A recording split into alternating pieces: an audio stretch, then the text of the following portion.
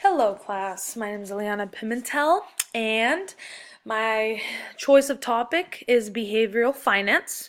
The investor's chief problem and even his worst enemy is likely to be himself. That is actually a quote from the great Benjamin Graham. And that's how we will kick off this presentation. So let's go ahead and go on to the next slide. What is behavioral finance? What is it, huh?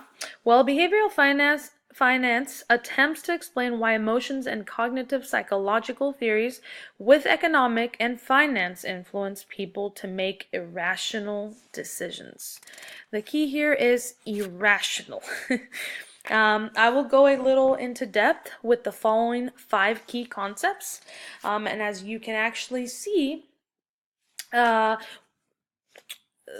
5 main key concepts are anchoring, mental accounting, overconfidence, loss aversion, and herd behavior, right? So let's go on and start off with anchoring. Anchoring occurs when using initial information to make subsequent judgments, right, may have no logical relevance to current financial situation. A great example is when people invest in the stock market, past prices are likely to be important determinants, right? For example, me as a salesperson, I'm currently stuck on last year's commission for the holidays. We were making a whole lot more money. I could say $4,500, right? However, our commission structure changed, and it changed for the worse. So I am stuck on the old. I'm stuck on that amount of money that I made last year, even though I know logically I cannot make more money this year because the current structure will not allow me to, right? But that is a great example of anchoring. So if we go ahead and move on to mental accounting, you can actually see how mental accounting talks about non-rational behavior, separating money for different goals. As you can see the picture, treating money as not equal. So you can have a piggy bank for a vacation. You can have a piggy bank for for college tuition, for retirement. I don't know, to buy shoes or to buy certain clothes, or you could have many different type of accounts, but you're separating them and you're not making them equal. And that is actually what is illogical about this. It's not rational, right? Because you can still have substantial credit card debt. I can say I have all this credit card debt, however, I'm saving up to go to Bora Bora, right? And it's going to cost me $5,000, although I have $10,000 in credit card debt, right? So it doesn't make sense for me to have a jar or a piggy bank with savings while still carrying substantial credit card debt, because I'm accruing 20% plus interest annually, while over here I'm trying to save for a vacation, when in all reality, what would logically make sense would be to use that savings to pay off my debt. So that is the best example that I could possibly give you all about mental accounting. So let's go ahead and move on to herd behavior. Herd behavior is mimicking actions of a large group, right? The 2 reasons why herd behavior happens is social pressure of conformity, common rational, that it is unlikely that large group is wrong. And as you can see, a little picture here, you can see the herd following, although they're all falling off the cliff, they're all following, and somebody says, wait a minute, something feels wrong. Well, it's because it is wrong. One great example is gambling, right?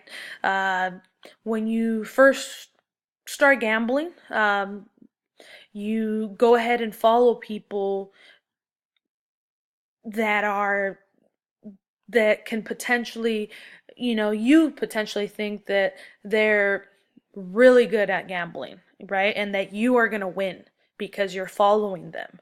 So, one great example, I play Baccarat, right? And it's the tables. It's a Chinese game where we tend to either choose a player or the banker. And for the most part, when I first started playing, everybody would follow one or two people, and they'd bet all their money on whatever that one person was betting, right? So, and if you tried to even go against them and bet against them, they would all really get upset. So, from social pressure, you would bet with whatever the majority of the people were betting on, right? So, that's just the way some people invest. People follow trends. And that's also another example of herd behavior, right? So let's go ahead and go on to the next slide. And we're going to talk about overconfidence. Overconfidence displays unrealistic, optimistic views of like your own abilities, right? It results in assuming predictions that are more precise than they really are. As you can see a little picture here, it says overconfidence, it can get you into trouble. Well, it really can get you into trouble. Investors tend to make more investors who are overconfident tend to make more trades than those who are less confident. And it is very detrimental to your stock picking in the long run, honestly, because those who tend to to choose, right, a lot more stocks, also honestly tend to receive lower yields in the long run, and that's actually a proven fact. So yeah, overconfidence is not good. It is not good to be overconfident when investing, because in the long run you will lose more than what you will gain. So let's go ahead and go on to the next slide, which is loss aversion, which is a prospect theory, right? Known as the break-even effect or disposition effect. We hate losses more than we love winning. That is plain and simple fact, right? One great example is that people don't want to work overtime because they don't want to pay more taxes, right? We don't like to pay more taxes. That is proven, right? I'm not married. I am in a job where I get paid hourly and I get paid commission, and we get taxed so much money. I get taxed 40% of my commission. And it's worse because I don't have kids and I don't have a spouse, right? So I get taxed a lot, right? And although, like for example, getting taxed, although we know you will benefit from after-tax income, prospect theory suggests that the benefit from extra money is not enough to overcome the feelings of loss incurred by paying taxes. That is true. You know, it's the feeling of loss. We don't like to lose money, right? We hate losing money, and that is a fact, right? So you can, for example, say you have two scratchers, right? You go and buy two scratchers, and in one you go ahead and win 150, but in the other you lose 100. You are so upset that you lost those $100 on that scratcher, but instead of looking at the bright side of it, on another one you won 150, so you're off. You made $50 in essence, right? So Another example of the dispossession effect is investors hold on to losing stocks for too long, right? And they tend to sell winning stocks too soon, right? Logically, it would make sense to hold on to winning stocks and sell the losing stocks, right? But no, we don't, right? So we just hold on. That's the problem. We hold on because we think that things are going to change, right?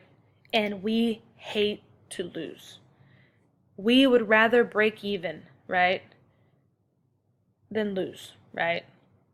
Or win, actually, as a matter of fact. But these are 5 of the key behaviors, key concepts, right, of behavioral finance. And as we move on to the conclusion, behavioral finance affects us all, right? There, as you can see, a little picture here, it shows finance, behavioral finance, psychology. It's all integrated together, right? Now that you've learned about the different types of irrational behaviors, such as anchoring, mental accounting, overconfidence, herd behavior, and loss of aversion, I challenge you to apply what you've learned today to your own behavior and make the proper changes needed to make rational financial decisions in the future and as of now. The time is now. I hope you've liked my presentation. It was a lot of fun actually to do this presentation. I had never done anything like it, but I hope you enjoyed it. Okay, and in the next 2 slides, you're gonna actually see my resources, just in case you want to go ahead and look at any information for yourself. Okay, thank you. And I can't wait to see all of the rest of the presentations on all of the other great topics.